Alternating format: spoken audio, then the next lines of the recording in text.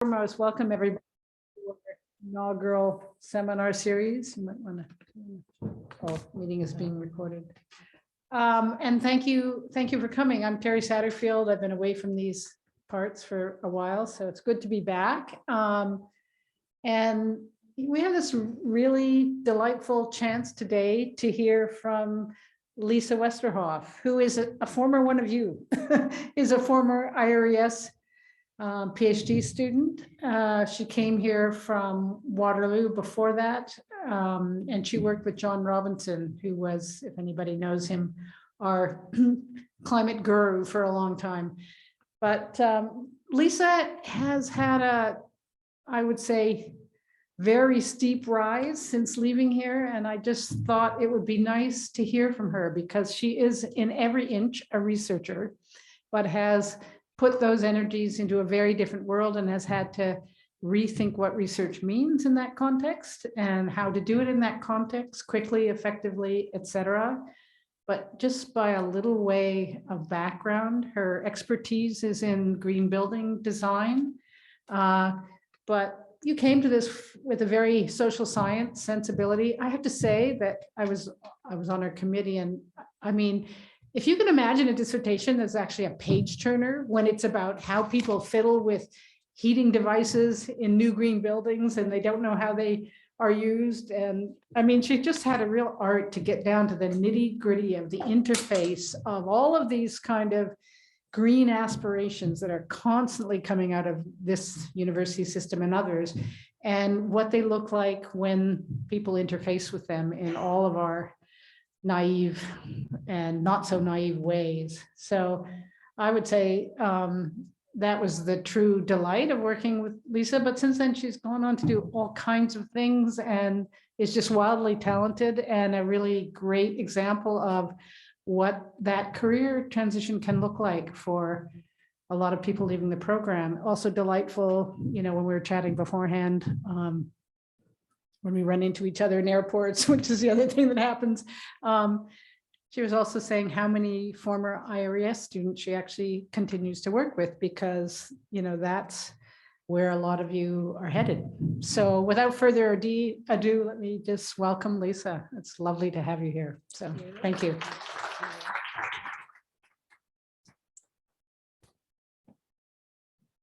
Okay, let me just awkwardly fiddle with the mic here.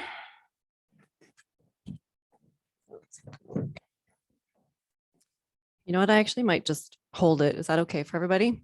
Then we don't have to tolerate that awkward session where I try to get it on my shirt half a dozen times.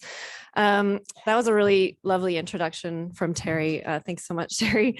And I am really excited to be here presenting this to all of you. I have reflected, not just since Terry asked me to, but I reflect kind of continuously on my career. I think not least of which, or for the reasons of which, is because I do enjoy kind of continuing to mentor and work with younger folks who are just leaving the academy, or even just trying to figure out where they fit into their career and to this industry. And so it's something that I'm asked to reflect on fairly often, and I feel as I have the privilege of reflecting on very often. And so I'm really just excited to be able to share just my personal journey and professional journey with you, as an example of, one that was quite lucky. And, yes, you work hard. There's a lot of things that have to fall in place in order to get, your career underway. But also just to show, what it could look like, and what I think primarily what I really want to focus on is what are the skills that you're going to take away from the program that you're in that will translate into consulting, yes, if you choose to go that direction, but into so many other different potential pathways as well. So yeah, happy to take questions, and hopefully I won't ramble along too much. So I'll start off, I think, just by telling a little bit about myself, a bit more, building on what Terry just introduced me as, and where I came from and what I do now. So I think it seems fitting that I should start back where I left, basically back in 2015, and the topic of my dissertation, my thesis. So I, like, the geographic focus of my thesis was just down the road at Olympic Village. Why I picked that case study is a whole other story, but I'll have to save that for another time. And the kind of the treatment that I gave this particular area, this new sustainable urban neighborhood in the city of Vancouver, was to combine narrative theory and social practice frameworks to really explore how different narratives of sustainability, whether they were in the media or in the hearts and minds of the policymakers who devised this place, or in the people who live there or in the who work there, how these all sort of intertwine to create the place that it is, both materially and, and narratively. How the stories that we tell and that we write in policy can be enacted in practice in the lives of the people who ultimately now live and work there. So I won't go into the dissertation because that's also another story. But there's just two things I want to highlight right off the bat that I really want to share with you, and that I think in retrospect has helped me to be where I am now in my career. Again, acknowledging lots of different pathways. Consulting isn't going to be for everyone, but it's one that I find deeply satisfying in a lot of different ways. The first was a somewhat late addition of a practitioner to my committee. So I know probably a lot of you aren't really thinking necessarily about that yet. But I felt that I added someone named Dave Ramsley. He was a former City of Vancouver planner. He was involved in the creation, in the sort of rezoning and the policy development around the Olympic Village. And he then turned into a consultant, and he added a very practical lens to the work that I was doing, to how I was thinking about translating my work into practice later on and how it could be useful. He gave me a deep insight into what it was to actually be a city builder, and what, all these theories of narrative and social practice, like what that actually, how that related to what he was trying to do, which was build a sustainable urban neighborhood. The second thing, and I think I can credit this in part quite a bit to Dave and his influence on me. And the second thing that I want to mention here is just that I created, this is my attempt at translation. What I wanted to do is, you have your 200 or however many 100-odd page dissertation at the end of this process. You may publish some articles out of it, which is wonderful. But I really wanted to synthesize and boil down what I thought would be the most important, most relevant points from the research for the people who could actually make use of it. And I honestly don't know what sort of inspired this, other than just wanting my research to make a difference to the people I thought that could use it. And so I created these research briefs, and I handed them out to everyone I talked to, everyone I thought who might read them, including people at the City of Vancouver. And it was one of the most exciting moments in my early career when a planner at the City of Vancouver, who had become a friend, texted me to say, we're in a meeting with the Director of Sustainability and we're talking about your research briefs. And it was just like, oh my God, I can't believe this is happening. And I really hope it's like right. Like, I really hope I got it right. And so, I mentioned this because it's something that I think was very well received by the people I gave it to, giving back something to the people who you talk to and extract information from. But it's also something that I want to highlight later on in the presentation as being something that I'm going to emphasize a couple of times. Okay, I'm already rambling. Okay, so my transition to consulting, just in a nutshell, once I defended, I had to figure out what I was going to do next. Had no more money. Did not feel like academia was for me. And there's a number of personal and other factors that kind of played into that, but I knew that I was ready for a break from academia. And yeah, I wanted to kind of figure that out. So the first thing I did, some of you may know Stephen Shepard, who's at Calp. He was kind enough to offer me a short postdoc. So I did some work with him for about 6 months. I then got offered a job by that practitioner, Dave Ramsley, at his, was then called the Open Green Building Society. It's now called Open, to help them develop a post-occupancy evaluation framework for MURB, or multi-unit residential buildings. So building off the research that I had done, which was basically trying to understand what this neighborhood did and was post-occupancy after it had been occupied by its occupants. He hired me to do a short contract, trying to figure out how we could scale that up. And then eventually he hired me on as an intermediate climate planner at Integral, which is primarily a deep green engineering firm. We do green building engineering, or high performance, energy efficient, low carbon buildings. But it was in the planning sector. So sort of thinking about things at scale. And so I started there about 6.5 years ago, and here I still am now running the team, as Dave has since moved on. So I've been there for, as I said, 6.5 years. I run now the Canada-wide policy team, or this is some of the people that I get to work with and mentor and support on a daily basis. Our team is actually twice as big as this now, which is incredible. And we do all things sort of climate action planning and policy. So here's just sort of a smattering of recent projects and documents that we work on or have produced in partnership with our clients. So things like a climate ready homes and buildings plan. We did a net zero existing building strategy for the city of Toronto. We did DC's clean energy plan, a number of other things. We won't go through it all, but you'll see a theme, a lot of stuff to do with buildings and the building sector, as well as community-wide climate action.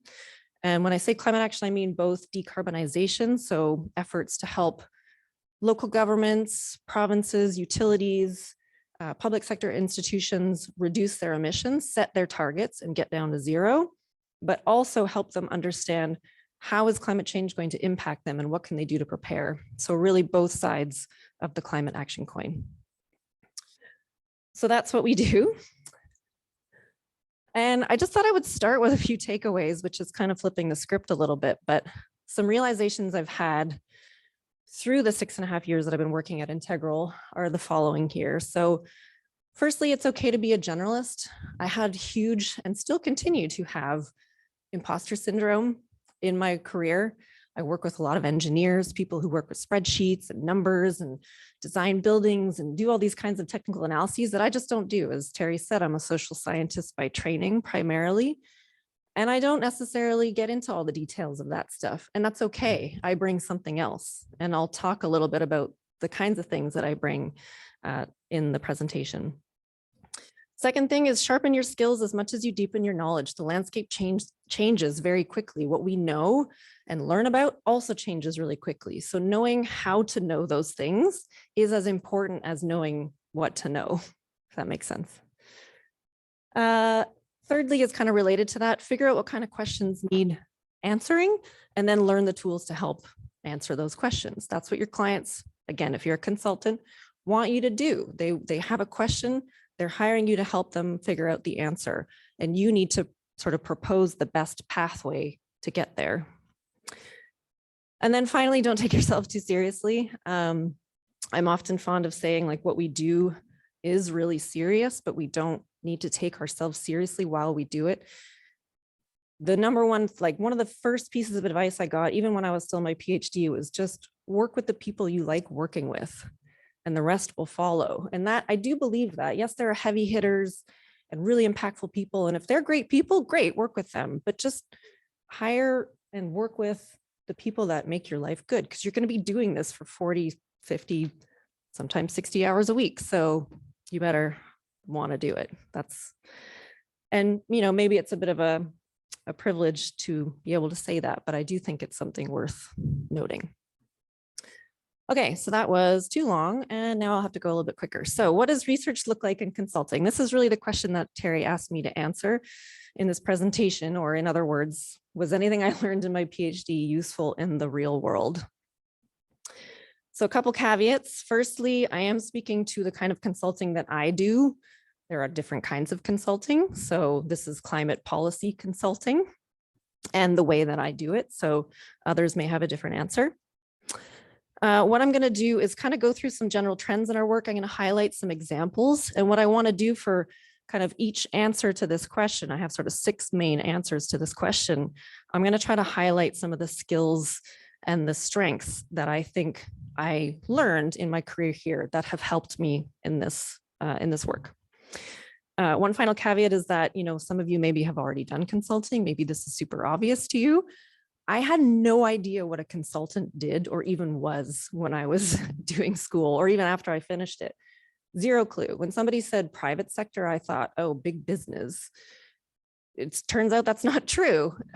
Governments, utilities, provinces, universities, they all hire consultants to help them do the work that they need doing, to help them set targets, to help them figure out how to get to their emissions targets. We do all that stuff. And I just didn't know that. And maybe that was my own naivety, but anyway, sharing that with you just in case you also don't know. Okay, what does research look like in consulting? So in some ways, appallingly surface, especially when you compare it to the deep, rigorous study that academics do. You go so deep, you build on each other's frameworks, you think, about concepts you want to test them and make sure that they're perfect and, resonant and all those things. We don't do that in consulting. Really what we mostly focus on in virtually all of our projects as a starting point is a best practice. We do a best practice review. Okay, what is a best practice, you ask? Well, it's often what other people have already done. Does that make it the best? Not necessarily, but it makes it something that we can work with. Has this policy been done somewhere else? Has this program been tried elsewhere? And we look for that information direct from those who have already done it. We also look for that information from respected industry organizations or not-for-profits or think tanks. Have they done a review out there? Can we, steal their review to understand the landscape a bit better? We sometimes go into semi-academic papers like the American Council for an Energy Efficient Economy, that's the ACEEE. But that's pretty much what we look at. And, here's an example from the City of Toronto, the Net Zero Existing Building Strategy. When we started to develop the strategy for them, they wanted to know what other cities have done this before. Who's thinking about this stuff? How do we regulate our building sector? What kind of policies have been tried? What authority do they have to do that? And does it match our own in any way? What challenges or barriers have they come up against? And a number of other things. And really the whole point of this exercise is not necessarily to find the best.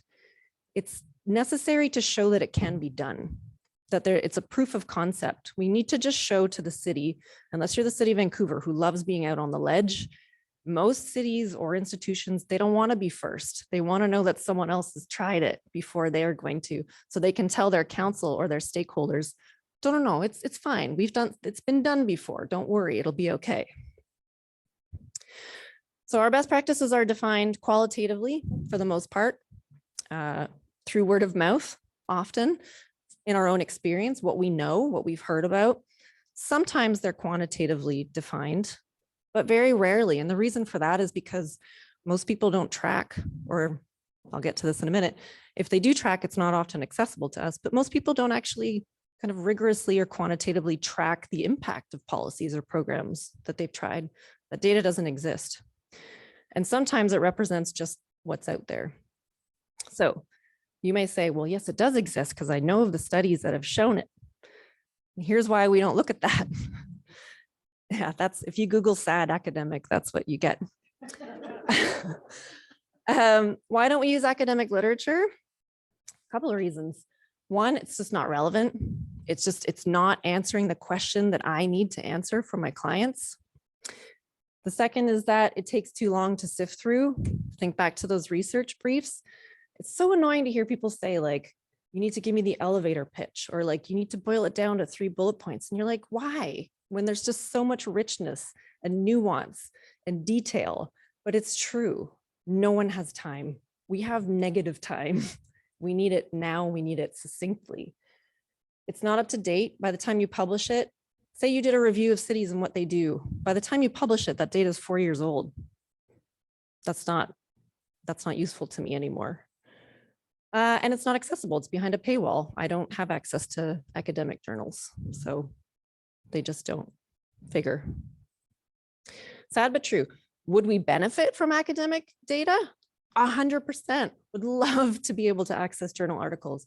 Would love to have access to all the interesting, rich data that is being created at a university, but we just don't often use it, which is sad.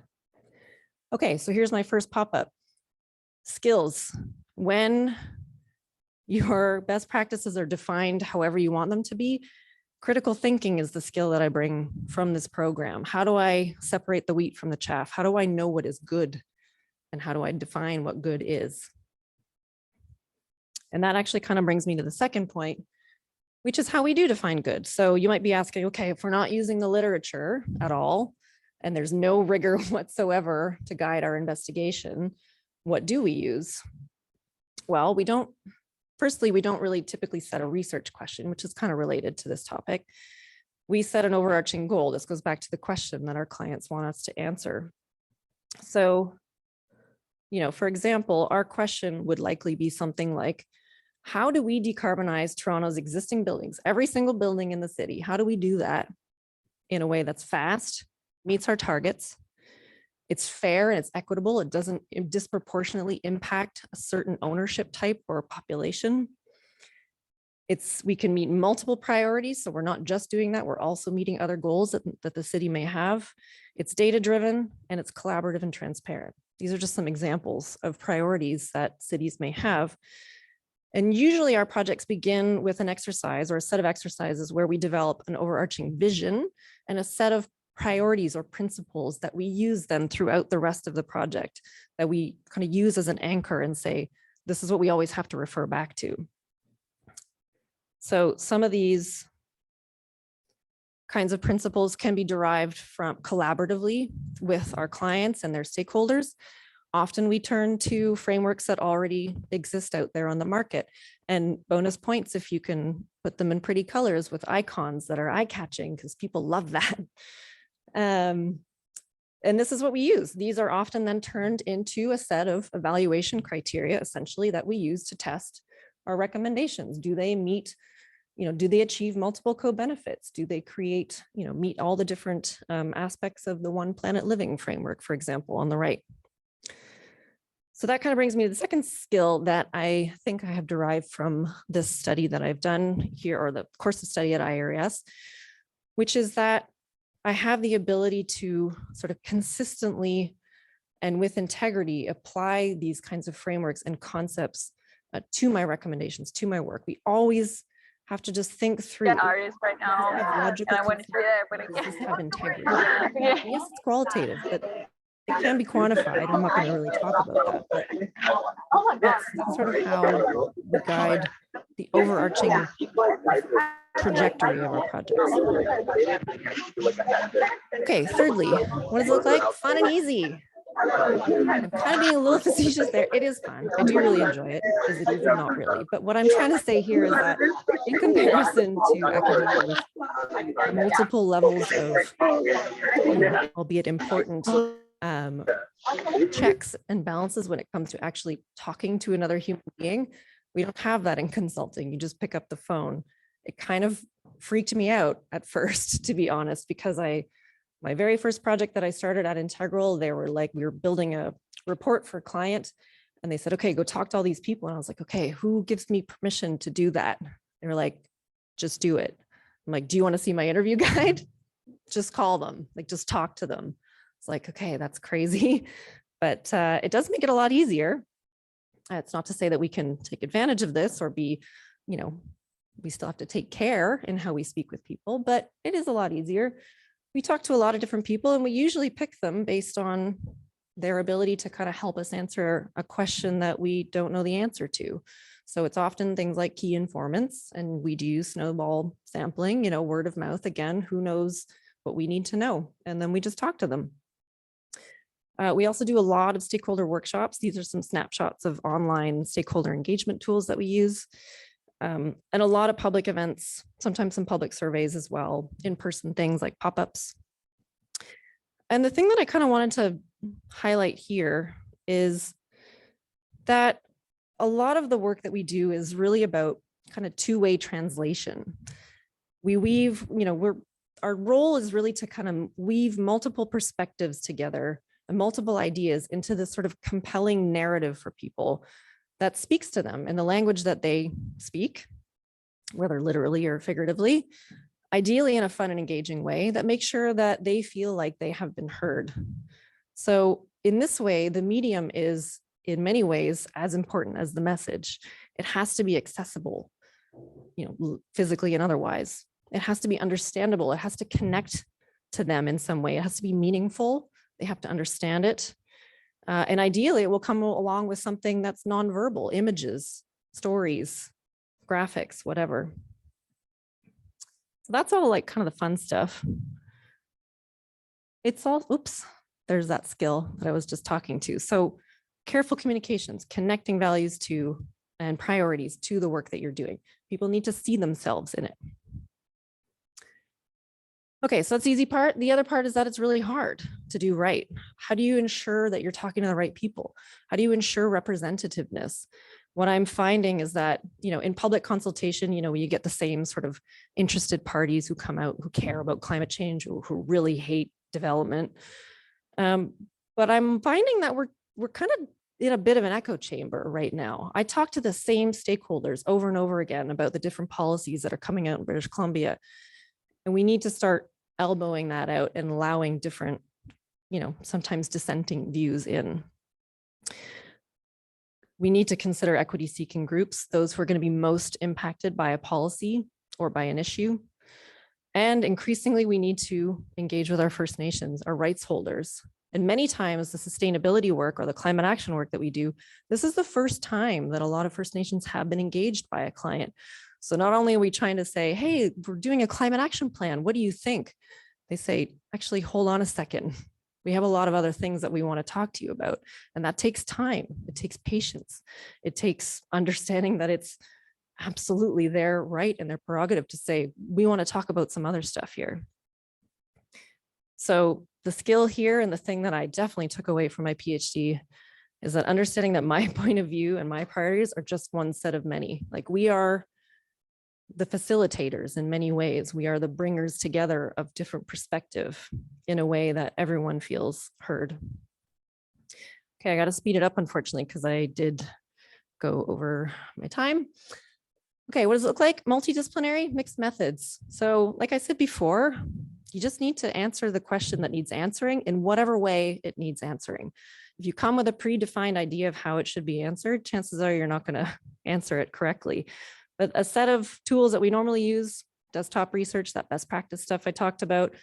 We do modeling, we do sensitivity and life cycle cost analysis. We do lots of stakeholder, rights holder, public engagement, staff engagement. And yes, we use our own opinions because we're the experts now.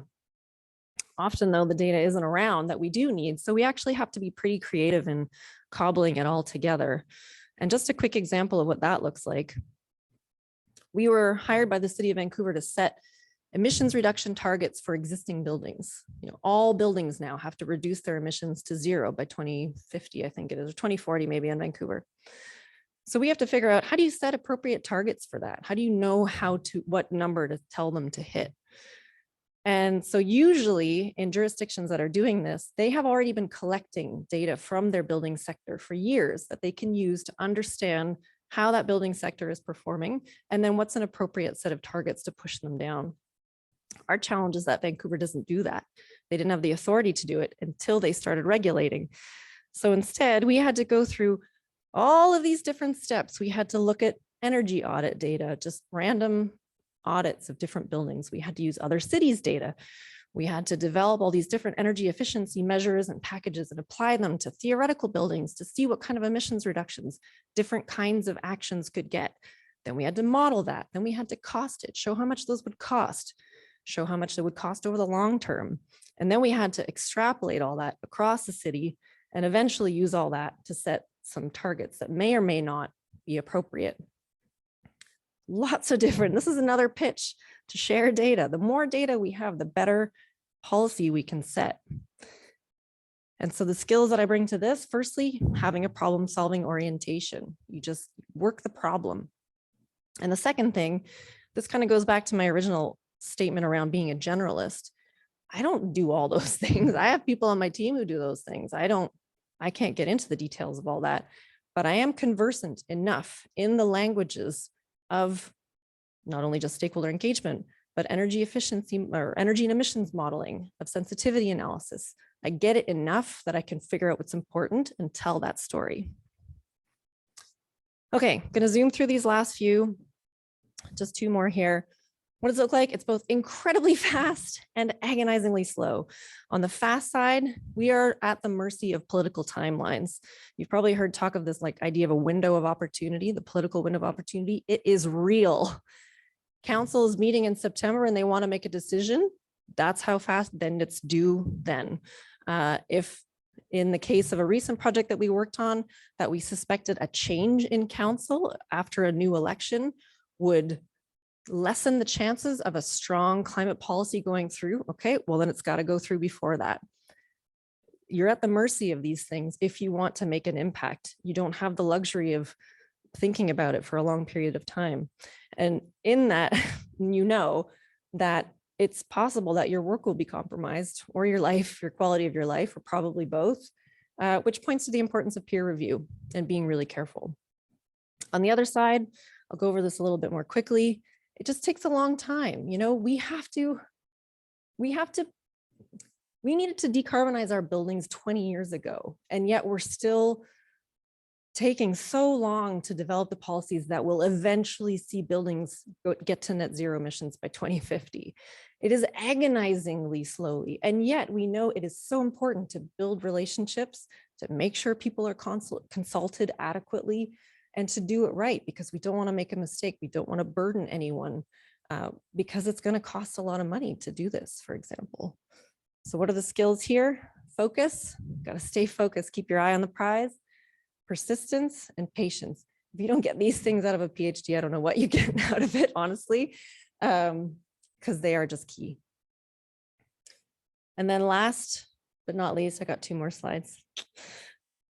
Outcome oriented, which I think hopefully has been hammered home by now, and also well received. This is an experience I had when I left academia and started consulting, and they said, okay, research this topic and show us your findings. And so I was like, okay, I don't know anything about this. I'm gonna go research this topic, showed them my findings, and then just like cringed because I thought like, okay, here it comes. And they were like, thanks so much. That's really great. It's like, okay, like you're not gonna just pick at it and show all the holes and critique it endlessly. And they didn't. And that is, I'm being a little facetious again, but like academia is tough. Like you're getting sharpened here and you're going to be criticized.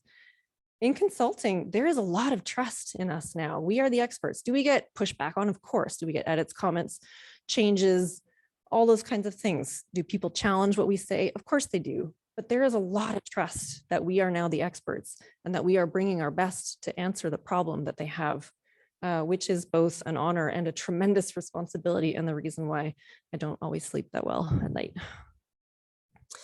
Okay, so here's my summary slide, which I'll just go over quickly because we should save some time, but here are the summary of skills that I think this program offered me, or at least sharpened in me, that I think if you ever want to join the consulting world, you will be able to. You come away with these kinds of things, or these qualities, and you'll excel everywhere. It's absolutely what I look for in all the staff that I hire.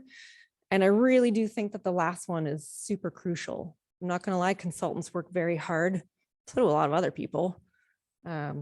We have a pretty fast-paced existence, but we have a lot of laughs too.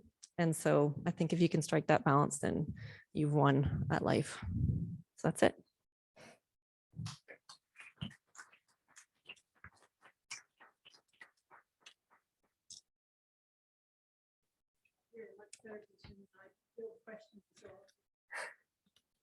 Okay, any questions?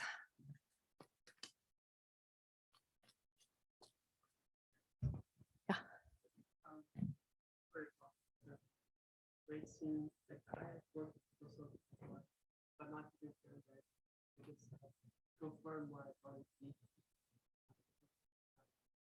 I do have a question regarding this emissions zero emissions project.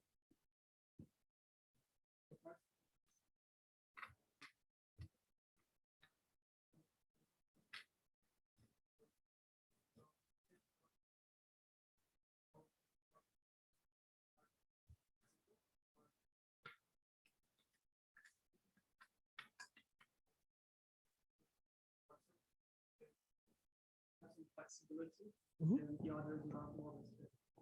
Yeah, absolutely. No, we don't treat every building the same. A multi-unit residential building. Oh, shoot, repeat the question. So the question was, it was more of a technical question on, when we set emissions targets or when we set a climate policy for buildings, do we treat all buildings the same or do we treat them differently? And we absolutely treat them differently. A large scale commercial office building downtown has very different means and very different needs than a small 3-story rental residential building. which is also very different from a single family home, which is also very different from a museum. So absolutely, we treat them differently. And that's where a lot of stakeholder engagement and consultation comes into play, because we understand the nuances and the needs of those different building types and how we should create policy that addresses them differently, effectively, but fairly. So yeah, lots of different tools in the toolkit for that. Yeah. I have a question in chat from Sierra Sullivan. She says, do you ever get asked to compromise on your personal ethics and values to client? What? Do I have to repeat that question? Okay. Do I ever get asked to compromise my ethics and values?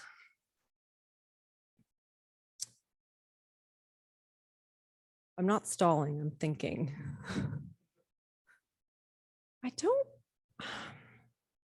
I can't think of it really. I mean, there's one example that comes to mind, but it's a confidential client, so I can't talk about it. No, for the most part, I honestly feel like this is also a bit of a privilege and a luxury of the work that we do, but we are so often, firstly, you can choose to bid on work. You don't need to do anything. The way we do things in consultants is that institutions put out requests for proposal. And if you want to do that project, you write a proposal. And if they pick yours, then you get to do the work. If I see something that I don't agree with, I don't bid on it. I have a very supportive senior leadership that wouldn't make me bid on anything that I wouldn't want to. And if I really took issue with it, I would probably choose to leave the company if they made me. But no, there isn't really anything. There are some development projects that I think, I kind of really want to enable this development when I know a neighborhood doesn't want it, or, if I think it should be. I think one of the things is, like, often what I want is for clients to shoot higher. We think, oh, we need, like, if I could make the whole world set policies to get to net zero by 2040, I would. But the reality is that they're constrained by other priorities and other stakeholders. And so we just do our best to push as far as we can without pushing too far. I often kind of say, like, we're sort of climate advocates in consultants' clothing. So there's definitely times where it's frustrating, but I wouldn't say it compromises my values or my position. Yeah. Sorry, I'll go there next.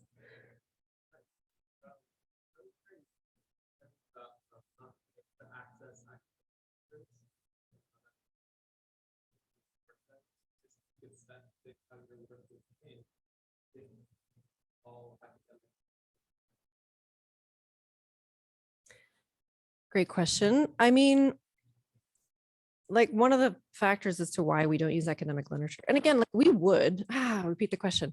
So the question was, if all academic literature was open source, would that change the way we do things? I think if it's good quality academic work, good quality data, yeah, we would love to use that. I think, the better the data, the better the answer we can produce. And so when we're cobbling a lot of things together, and if academia is providing that, great, that would be terrific. We would need to be aware of it. We would need to be able to actually get access to it. I know proprietary data and just sort of ownership is something in academia that's very important. You're all trying to publish. It means you have to be a little guarded around the results. And here I am, private sector person, saying, give me your data. It's not really like that. But anyway, other anecdote I'll save for another time. I think it still stands that we need it in a format that we can quickly use to answer the question. So if everything was just suddenly open source, would I suddenly find the time to comb through Science Direct? No. But if it was succinct, relevant, ideally developed in partnership, as a multidisciplinary effort, that would be one anecdote really quickly, which is, again, the first project I worked on as a consultant. I did everything. I had supervision, but I did so much of the work, and it went into this report. It was the National Framework on Energy Benchmarking in Canada. It was done by the Canada Green Building Council. I was like, yes, I'm so proud of this. And they published it, and my name wasn't on it. I was like, what the heck? Like, I did that. Like, that was my work. I did it for you. Like, why don't I get recognition? And you just don't. Sometimes we do by name, but it was just like, you don't matter anymore. It's your client. Firstly, they own it. You did it for them. They paid you for it. It's theirs. they can credit you, they can credit the company, but often we don't get credit. And so that was something I had to get used to as well. There's no personal ownership over any of this. We're a team, we're working towards something together. I went off track to your question, but I thought it was relevant to share. Okay, sorry, over here, in the first row or second row.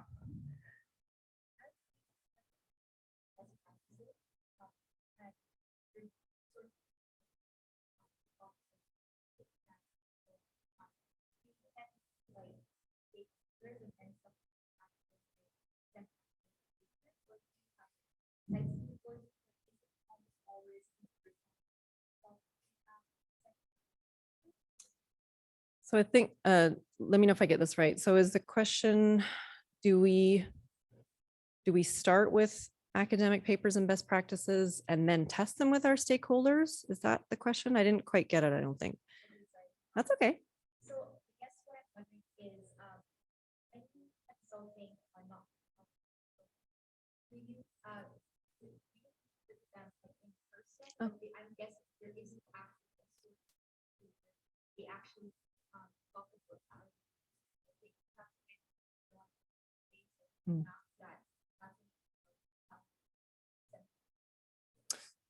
Okay, yeah. So the question is, when we consult with not-for-profits, do we meet with them individually and then do we go to kind of their literature, or how do we interact with them? We often do, I mean, since COVID, everything's online still. Right? It changed our sort of our marketplace considerably. I do a lot of online stuff now. That being aside, yeah, we usually, if they have released some sort of survey or think piece on the issue that we want to learn about, we'll start there, but it's never really a substitute for talking to that person or to that group of people. So yes, we'll kind of do both. We really want to engage with them to get a good understanding of their perspective, and sort of same with them. They may have published something, but maybe their understanding has evolved since. So we can kind of get into the nuance if we actually have a one-on-one conversation. So yeah, it's a lot of, I often say, like, I just talk to people for a living. It's a lot of just talking. Yeah. Mark, thank you very much for your talk. Resonates well. I coordinate a master's degree in we talk a lot about embedded science. Embedded knowledge is embedded in decision making. And I'm wondering, just sort of a big question, how do you think the economy of the consulting world, that is there another great word for embedded science and systems that's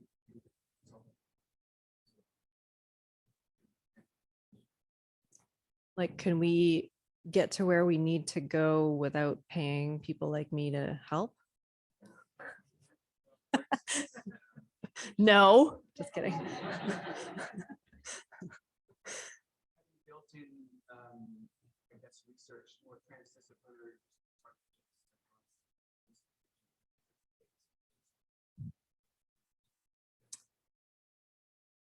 I don't know. Okay, so the question is a tricky one to paraphrase, let alone answer.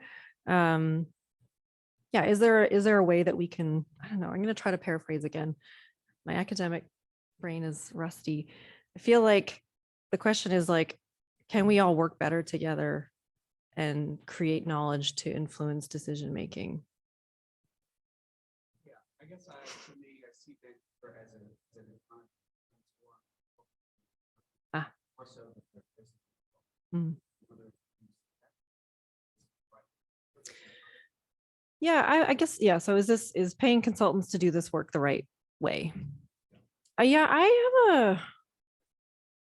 I'm of two minds of that. I think, well, I'm probably of 12 minds of that. But on the one hand, no, I hate it when, like, there's a part of me that dies when a city pays me to do the thing that the city next to them literally just did.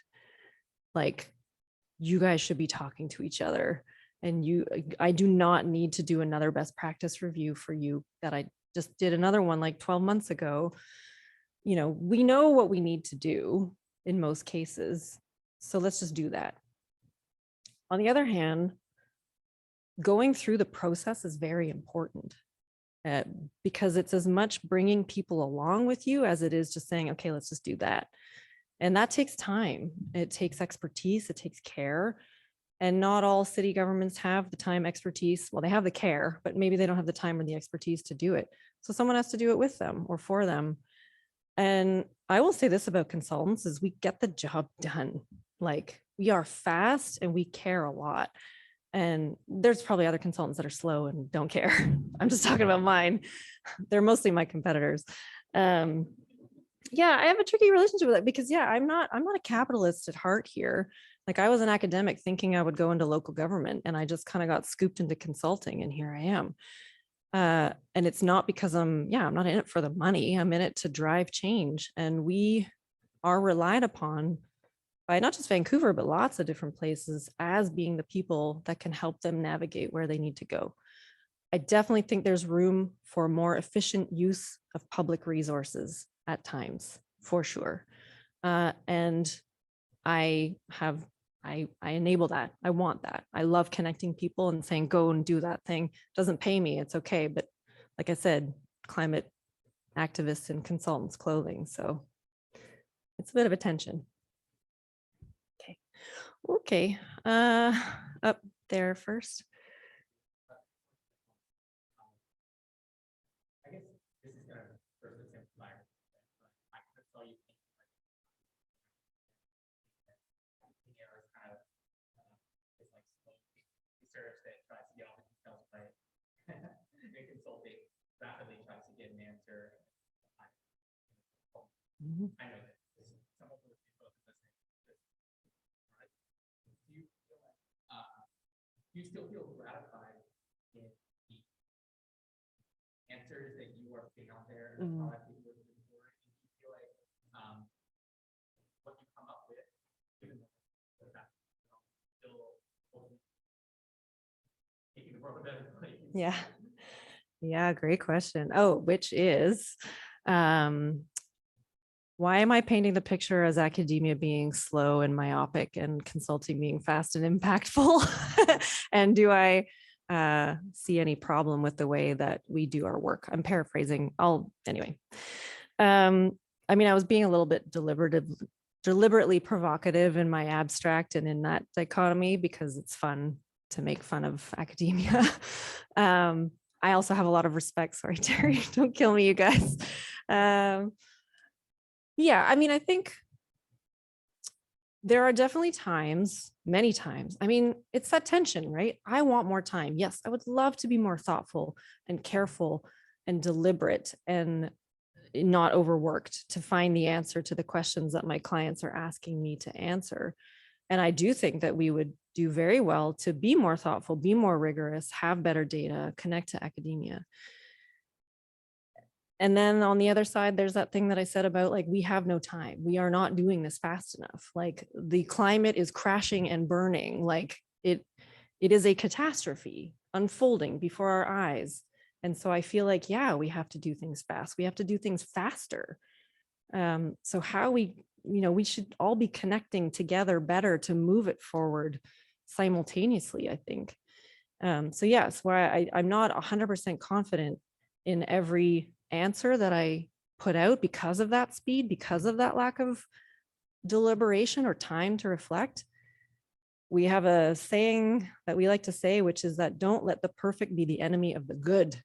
It's good enough. Just do something, do anything.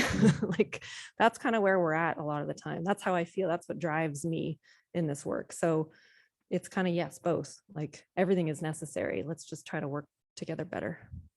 Okay, we're almost out of time, so I was wondering if we could have one faculty question at least. Sure. And I can hang out for a little bit afterwards. Melinda?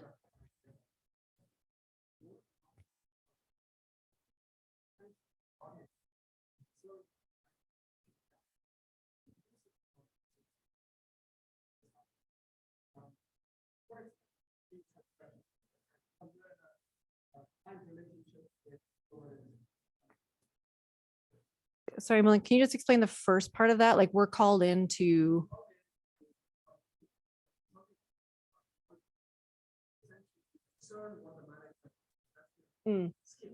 Yeah. Mhm. That's the US. Yeah, yeah. So to what extent do those factors influence obviously? Yeah. Yeah, okay. So the question is, because consultants are often called in to do what our clients want us to do, is there sort of a tension between that and the quality of the work or the outcomes that we're trying to drive? I think I mostly captured that. I think again, I think I'm just in a really lucky position that I get to pick most of the work that we chase. And we are just so often invited into, we're often aligned with our client's vision. Once it goes to council or it goes to the executive director, that's kind of another question, because then that's sometimes where it gets squashed. But the clients, the staff of local governments that we work with, we're on the same team. We're all pulling in the same direction. So I very rarely see massive gaps or tensions between what I want and what they want. They want it done in a certain way. They make decisions that I don't really agree with. And you definitely do need to swallow it and just say, okay, yep, we'll do it that way. But yeah, you're right. I mean, that is the relationship. It is a business relationship at the end of the day. And so I can argue my position only so much before I have to say, you're paying for it. We'll just give you what you need. But, to speak to the question earlier around, do I have to compromise my morals or ethics for that? Not really. And it really is like a special place, I think. We're in a special place in the world, in Vancouver and British Columbia, and in this climate action sector where there's just a lot of energy and good intention. So I don't, again, just really lucky to work in this space. I don't think it's like this everywhere. So we can talk more. I don't know I satisfactorily answered your question, but that's what I got. And that's what we have time for, I guess. Yeah. Okay. Well, thank you all very much for your questions.